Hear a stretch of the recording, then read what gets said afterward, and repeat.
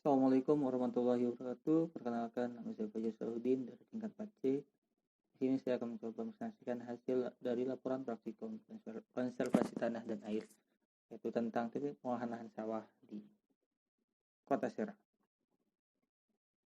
Yang pertama itu pendahuluan ya. Tanah sebagai media tumbuh tanaman memiliki fungsi yang cukup penting bagi tanaman, dan tanahnya sebagai sumber hara tanaman, sumber air tanaman, tempat tumbuh dan perkembangan tanaman. Agar tanah dapat berfungsi secara optimal sebagai media tumbuh tanaman, pengolahan tanah merupakan kegiatan yang harus dilakukan karena dengan pengolahan tanah agar tanaman dapat berkembang dengan baik dan absorpsi hara oleh tanaman berada dalam kondisi optimal. Dalam pelaksanaannya itu ada tujuannya, tujuan praktikum ini untuk mengetahui pengolahan tanah yang dilakukan di lokasi masing-masing dan menghitung kebutuhan dan juga biaya tenaga kerja pengolahan tanah. Yang kedua itu waktu kegiatannya itu pada bulan Januari, dan pelaksanaan itu di Kecamatan Taktakan, Kota Serang, Provinsi Banten. Untuk alat dan bahan sendiri itu alat dan bahan ada alat tulis, handphone dan laptop. Dan untuk cara kerja sendiri dalam pelaksanaan kegiatan praktikum ini, yang pertama itu adalah menentukan lokasi atau lokasinya sudah ditentukan di wilayah masing-masing, itu tepatnya di Kecamatan Taktakan, Kota Serang. Terus melakukan wawancara kepada petani, mendokumentasikan kegiatan pengolahan tanah secara konservasi, mendeskripsikan kegiatan pengolahan tanah, menghitung kebutuhan biaya dan pengolahan tanah yang dibutuhkan selama 1 kali musim. Untuk pembahasan yang di Kecamatan Taktakan sendiri, ada 2 cara pengolahan. Yang pertama itu adalah pengolahan dengan lahan dengan kerbau. Hal ini masih dilakukan dengan cara tradisional, di mana kita manfaatkan tenaga hewan untuk mengolah tanah. Keunggulan dari penggunaan hewan ini, yang pertama itu dapat menjaga kesuburan dan menyuburkan tanah. Hal ini karena ada kotoran-kotoran hewan yang nantinya jatuh di area lahan sawah, maka itu menjadi pupuk dasar. Dan itu tanah menggunakan hewan juga ini bebas dari polusi, karena tidak ada polusi yang dikeluarkan dari hewan seperti asap. Dan kelemahannya ialah membutuhkan waktu yang lebih lama dibandingkan menggunakan traktor. Dan yang kedua itu pengolahan tanah dengan traktor. Tentu dalam hal dewasa ini, dalam sekarang ini, traktor ini sudah tidak asing, semua petani bisa menerapkannya. Dan dari keunggulan dari pengolahan tanah ini, menggunakan traktor ialah menghemat tenaga, efisiensi waktu karena cepat ya. Terus pengolahan dalam pengolahannya lebih dalam.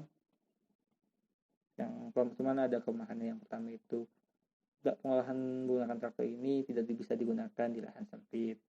Terus tidak bisa digunakan juga di lahan berbatu, karena traktor nanti akan mengalami kerusakan.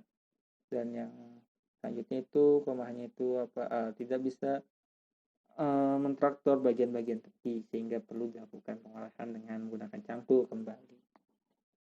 Untuk biaya pengolahan di dalam pengolahan tanah di Kecamatan Serang atau dalam Kecamatan Taktakan atau Kota Serang ini, cenderung pengolahan dilakukan dengan secara mandiri ya, dengan dilakukan dengan mandiri atau petani itu sendiri, sehingga tidak ada banyak biaya yang dikeluarkan, paling hanya untuk biaya bensin atau untuk biaya dari bahan bakar traktor.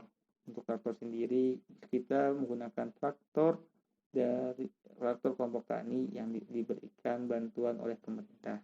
Dan selain itu juga apalagi dengan tenaga hewan, tentu tidak ada biaya yang dikeluarkan, karena hewan kerbau sendiri itu kerbau milik pribadi, sehingga itu bisa menghemat biaya cuma untuk keperluan atau menambah tenaga dari pengolah itu sendiri.